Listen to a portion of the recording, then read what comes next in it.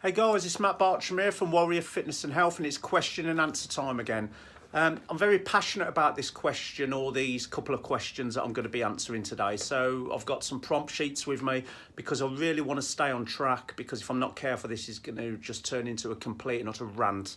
So one of the questions I had at my boot camp last Wednesday was, I go to Slimming World and they say I shouldn't be exercising because that's going to make me put on weight. So Matt, do you think I should still be exercising?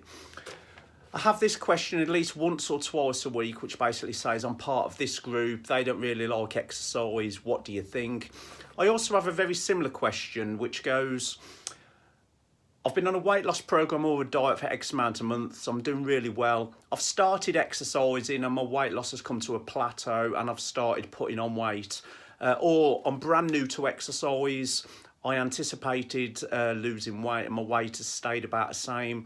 Does exercise equal weight gain? So I'm going to answer these series of questions with a series of bullet points that sort of covers all of the options.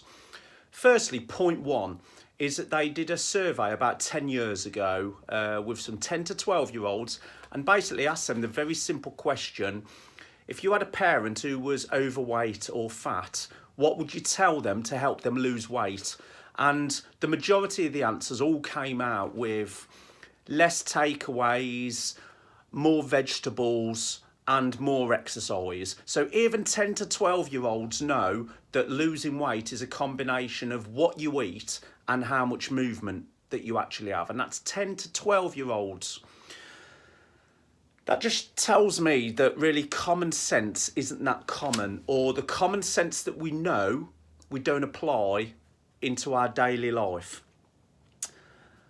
Secondly, I am not against any diet or any nutritional doctoring. Now, what I mean by this is that Slimming World works, Weight Watchers works, intermittent fasting works, the low carb diet works, the 16-8 fast diet works, the Atkins diet works. You've only got to have a look at the figures with all these major key players. All diets or nutritional plans work. But you need to be adding two things to it. One, you've got to do that diet consistently, day in, day out, and you've got to adapt it as part of a meaningful lifestyle. I mean, you've got to be able to sustain it. Just being able to do a diet for 2 weeks, you can't sustain that in everyday life, and then saying that it doesn't work is not right, because you haven't given it an adequate time frame for it to work. So you will not hear me slag any diet off, because they have all got their place. What I will say to you is you've got to know, what diet are you doing? What are the main things that you need to be doing day in, day out for that habit to work? And what are the rough time scales for you to hit your goals? Next, so these people who say you shouldn't be doing exercise because you put on weight, or I've started exercising and my weight loss has plateaued, or I've stopped losing weight. Listen, I've done numerous videos on this. So once more, again, the scale weight is only one metric, or only one measurement.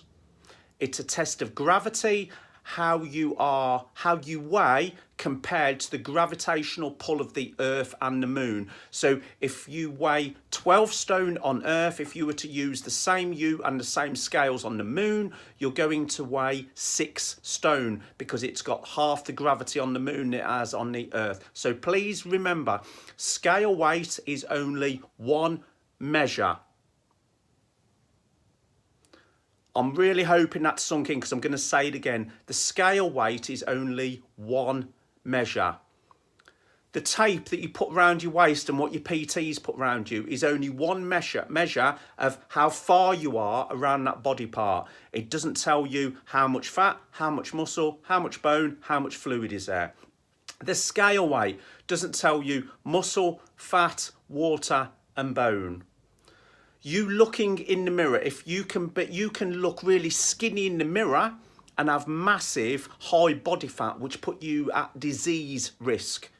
Your dress size is one metric. Your fitness level is one metric. The body fat calipers that your PTs will use with you, that is one metric. So keep going on about scale weight and whether you can, whether you can't, whether you putting on, whether you're losing, it is one metric.